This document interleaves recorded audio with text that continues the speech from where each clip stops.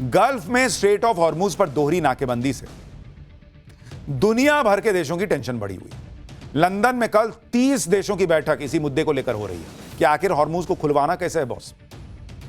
क्योंकि आप देखिए, ईरान की मर्जी के बिना हॉर्मुज से एक भी शिप पार नहीं जा पा रही। हॉर्मुज के बाहर अमेरिका नाकेबंदी करके बैठा है। कभी अमेरिका जहाजों पर कब्जा कर रहा है, कभी ईरान करता है। आज तो ईरान एक शिप पर कब्जे का वीडियो भी जारी कर चुका है, वो भी आपको दिखाऊंगा। इधर अमेरिका ने हॉर्मुज की नाकेबंदी और टाइट कर दी। ट्रंप ने एक और न्यूक्लियर वॉरशिप ईरान की तरफ रवाना कर दिया है। मतलब एक तरफ अनलिमिटेड टाइम का सीजफायर चल रहा है, दूसरी तरफ ईरान की घेराबंदी चल रही है। ईरान अलग, उधर जो है वो अपने पैर फैला रहा है। ट्रंप और ईरान करना क्या चाहते हैं, दुनिया को समझ में नहीं आ रहा। इधर ईरान ने हॉर्मुज के समंदर में बिछी इंटरनेट केबल को काटने की धमकी दे दी है। अगर ईरान ने ऐसा कर दिया बॉस, तो सभी खाड़ी देशों का डिजिटल कनेक्शन दुनिया भर से कट जाएगा। तब क्या होगा, मतलब जो हाहाकार ईरान की मिसाइल से खाड़ी देशों में मचा था, वो इंटरनेट केबल काटने के मुकाबले कुछ नहीं था। अगर ये इंटरनेट का केबल कट गया तो आप समझिए कि बहुत बड़ा कांड हो जाएगा। इसके क्या क्या नतीजे होंगे बताऊंगा आज आपको। ईरान अपनी हरी मिसाइलों का रंग बदलकर नीला क्यों कर रहा है? क्या ब्लू कलर से एयर डिफेंस ब्रीच का कोई कनेक्शन है?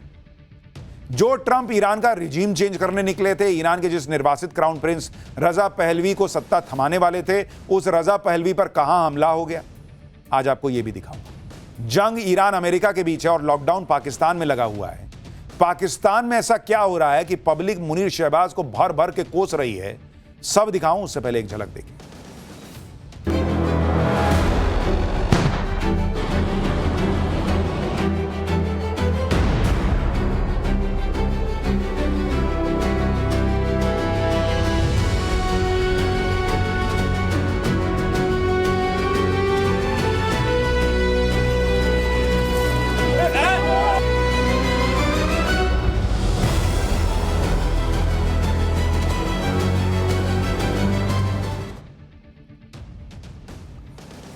अमेरिका ईरान के बीच जो मारकाट थमी हुई है, फिलहाल के लिए वो कब शुरू हो जाएगी कोई नहीं जानता, क्योंकि ट्रंप की बातों का भरोसा किसी को नहीं है। कल ही ट्रंप ने अनलिमिटेड टाइम के सीजफायर का ऐलान किया था, लेकिन आप देखिए कि ट्रंप ने अपना एक और खतरनाक वॉरशिप ईरान की तरफ भेज दिया।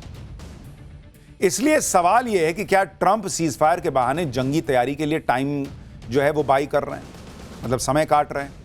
इस युद्ध में आगे क्या होगा, हॉर्मुज खुलेगा कि नहीं खुलेगा, ट्रंप न जाने कब आकर कह दें कि सीजफायर खत्म, अब ईरान को मिटा दूंगा, अब यह सवाल खड़ा हो रहा है। इन्हीं आशंकाओं के बीच हमारे यहां भी कुछ लोग एक्टिव हो गए।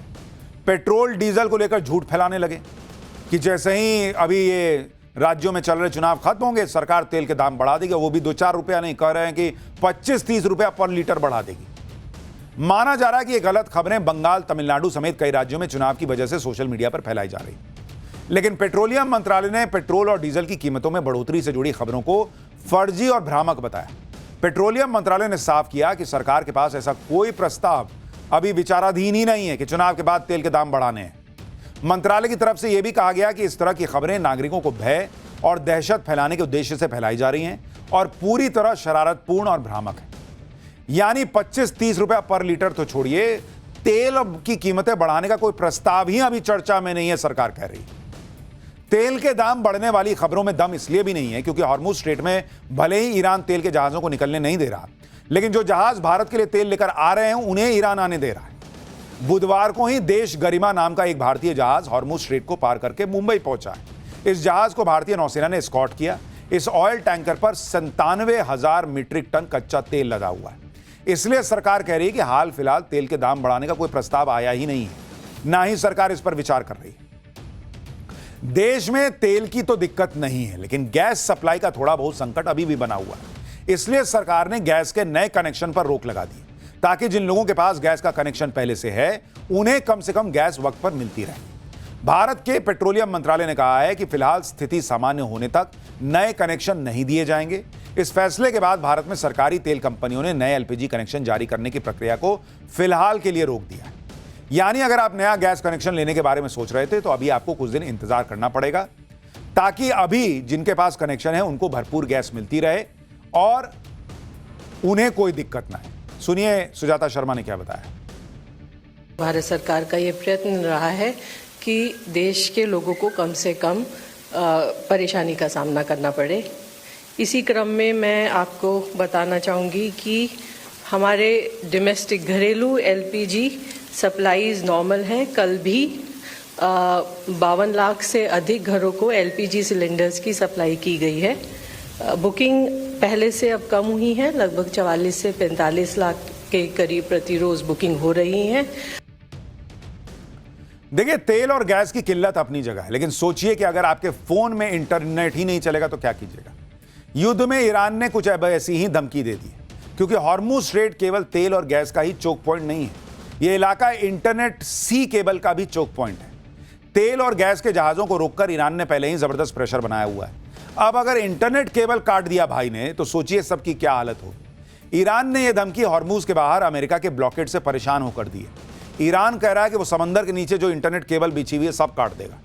अगर ईरान ने ऐसा कर दिया तो पूरी दुनिया में हाहाकार मच जाएगा, कई देशों की इकोनॉमी ठप पड़ जाएगी। किन देशों पर क्या असर पड़ेगा आपको आगे बताऊंगा, लेकिन पहले मैप के जरिए देखिए कि ईरान समंदर के नीचे जिन इंटरनेट केबल को काटने की धमकी दे रहा है वो केबल्स बिछी कहां देख रहे हैं। ये जो आपको पीली पीली लाइन दिख रही है वो हाईवे है, वो सब केबल है। किन किन देशों को इंटरनेट सप्लाई करती है। ईरान ने हॉर्मुज के गुजरने वाली अंडर सी इंटरनेट केबल्स का एक मैप जारी किया और इस मैप के मुताबिक हॉर्मुज स्ट्रेट में समंदर के नीचे 7 मेन इंटरनेट केबल बिछी हुई है। ई कॉमर्स, क्लाउड सर्विस और कम्युनिकेशन के लिए दुनिया का 97% से ज्यादा इंटरनेट ट्रैफिक इन्हीं केबलों से होकर गुजरता है। दुनिया का, खाली गल्फ का नहीं। ईरान ने इन केबल्स को खाड़ी देशों की डिजिटल अर्थव्यवस्था के लिए एक वल्नरेबल पॉइंट बताया है। अब आप देखिए कि अगर ईरान ने इन इंटरनेट केबल को काट दिया तो इसका सबसे ज्यादा असर किन देशों पर पड़ेगा। जिन देशों की संचार व्यवस्था पूरी तरह से इन इंटरनेट केबल्स पर निर्भर है वो गल्फ के कुल 5 देश हैं। इन देशों का रास्ता और इंटरनेट केबल दोनों हॉर्मुज स्ट्रेट से ही होकर गुजरते हैं। पहले तो यूएई है, दूसरा है सऊदी अरब, तीसरा है कतर, चौथा बहरीन और पांचवा है कुवैत। अगर इंटरनेट केबल कट गया बॉस, तो इन देशों की कनेक्टिविटी भी खतरे में पड़ जाएगी, क्योंकि इन खाड़ी देशों की इंटरनेट लाइफलाइन इन्हीं केबल्स पर टिकी हुई है। अगर 1-2 केबल कटती है तो असर सीमित हो सकता है, लेकिन अगर एक साथ कई केबल्स को नुकसान हुआ तो इंटरनेट स्पीड स्लो हो सकती है, वेबसाइट्स डाउन हो सकती हैं, बैंकिंग, क्लाउड के साथ साथ डिजिटल सर्विसेज पर असर पड़ सकता है। भारत इस मामले में पूरी तरह सिक्योर और सेफ नहीं है। भारत का करीब 60% इंटरनेट ट्रैफिक पश्चिम की तरफ यानी मिडिल ईस्ट और यूरोप जाने वाली केबल से होकर गुजरता है। इसका मतलब है कि अगर हॉर्मुज में इन केबल्स को नुकसान होता है तो भारत में भी इंटरनेट पर असर पड़ सकता है। भारत में इंटरनेट स्लो हो सकता है, खासकर इंटरनेशनल वेबसाइट्स, क्लाउड सर्विसेज और ऑनलाइन पेमेंट सिस्टम पर असर पड़ सकता है। हॉर्मुज के पास ईरान कुछ भी कर सकता है, क्योंकि हॉर्मुज पूरी तरह से ईरान के कंट्रोल में है और वहां परिंदा भी पर नहीं मार सकता। यह बात ईरान ने युद्ध के इतने दिनों में साबित करके दिखा दी। आप देखिए कि कल ही ईरान ने यह भी दिखा दिया कि कोई जहाज उसकी परमिशन के बिना हॉर्मुज से जाता है तो उस जहाज के साथ ईरान क्या कर सकता है। कल हॉर्मुज के आसपास ईरान ने जिस कंटेनर शिप पर फायरिंग के बाद कब्जा किया था, उस शिप पर कब्जे का वीडियो ईरान की सेना IRGC ने जारी किया है। वीडियो में दिखाया जा रहा है कि कुछ ईरानी सैनिक एक स्पीड बोट में बैठकर कंटेनर शिप के पास जाते हैं। इसके बाद मास्क लगाए ईरानी सैनिक धड़ाधड़ सीढ़ी चढ़कर MSC फ्रांसेस्का नाम की शिप पर चढ़ जाते हैं। यह शिप भारत आ रहा था। इसके अलावा कल ईरानी सैनिकों ने एक और शिप पर फायरिंग की थी। उस जहाज पर भी भारतीय क्रू सवार थे। आज विदेश मंत्रालय की तरफ से इस घटना के बारे में क्या बताया गया है वो भी सुनिए। So just to say that, in these 2 ships which were fired, they are foreign owned. There are some Indian nationals on them, on board these ships. They are safe. As far as our ships are concerned in the Persian Gulf, we continue to remain in close conversation with Iranian authorities so that they can safely exit Persian Gulf and reach India. Iran ने जहाजों पर कब्जा करके Trump को challenge दिया है, क्योंकि Trump कह रहे हैं कि अमेरिका ने हॉर्मुज के जवाब में ईरान की जो नाकेबंदी की है उससे ईरान को हर दिन $500 मिलियन का नुकसान हो रहा है। लेकिन ईरान तो ट्रंप के दावे को हवा में उड़ा रहा है और कह रहा है कि हॉर्मुज से तो उसे जबरदस्त कमाई हो रही है, वो भी बिना तेल बेचे। ईरान की यह नई कमाई हॉर्मुज स्ट्रेट में जहाजों से टोल वसूल कर हो रही है। कुछ दिन पहले ईरान ने ऐलान किया था कि वो युद्ध में अमेरिका और इजराइल ने उसे जितना नुकसान पहुंचाया है उसकी भरपाई वो हॉर्मुज से गुजरने वाले जहाजों से टोल वसूल कर करेगा। इसी के बाद ईरान ने अपने मित्र देशों के जहाजों को छोड़कर बाकी सभी देशों के जहाजों से टोल वसूलना शुरू कर दिया। अब ईरान ने दावा किया है कि उसने हॉर्मूज में टोल वसूली से पहला रेवेन्यू हासिल कर लिया। रिपोर्ट्स के मुताबिक ईरान टोल के नाम पर हर ऑयल टैंकर से $20 लाख ट्रांजिट फीस वसूलता था। ईरान इन पैसे की पेमेंट कभी युआन में तो कभी क्रिप्टो करेंसी में लेता था। ईरान इस पैसे को अपने बैंक्स में जमा कर रहा है। यानी ट्रंप ईरान को नुकसान पहुंचाने की जितनी कोशिश कर रहे हैं, ईरान उस नुकसान की भरपाई उस रास्ते से निकलने वाले तेल के टैंकर से कर ले रहा है। यानी यहां भी ट्रंप की चाल नहीं चली। इधर ईरान पर दबाव बढ़ाने के लिए अमेरिका ने हॉर्मूज के बाहर नाकेबंदी और कड़ी कर दी। अमेरिकी नेवी के कई जहाज पहले से ईरान के पास समंदर में एंकर डाले हुए हैं। अब ट्रंप ने एक और वॉरशिप को ईरान की तरफ रवाना किया। अमेरिका के इस वॉरशिप का नाम है USS जॉर्ज H.W. बुश। यह अमेरिका का परमाणु ऊर्जा से चलने वाला सुपर कैरियर है। माना जा रहा है कि अगले 3 से 5 दिनों में यह जहाज मिडिल ईस्ट में पहुंच जाएगा। ईरान से भिड़कर ट्रंप हर दिन अपनी बेइज्जती करा रहा है। खुद ईरान ट्रंप के हर बयान के बाद उनका मजाक उड़ाता है। कल ट्रंप ने जब सीजफायर बढ़ाने का ऐलान किया तो ईरानी मीडिया में ट्रंप का खूब मजाक उड़ाया गया और इसकी खींच मिटाने के लिए ट्रंप अब भारत और चीन जैसे देशों पर उल्टे सीधे बयान देकर लोगों को ध्यान डाइवर्ट कर रहे हैं। लेकिन यहां भी ट्रंप की फजीहत हो।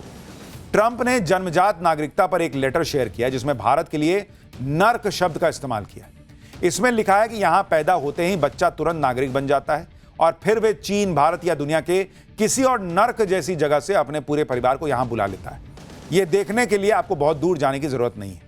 अब यहां अंग्रेजी नहीं बोली जाती। आज जो प्रवासी वर्ग यहां आ रहा है उनमें इस देश के प्रति लगभग कोई निष्ठा नहीं है, जो कि हमेशा से ऐसा नहीं था।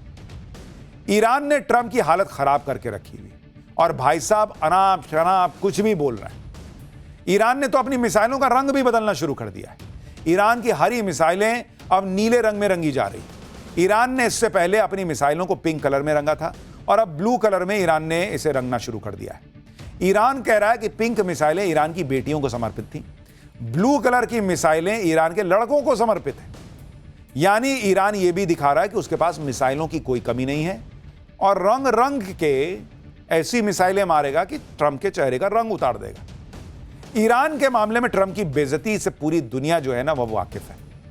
साथ ही साथ पाकिस्तान और मुनीर की भी तगड़ी बेइज्जती हो रही है। हालांकि उनकी इज्जत ज्यादा है नहीं, फिर भी थोड़ी बहुत तो हो ही रही है।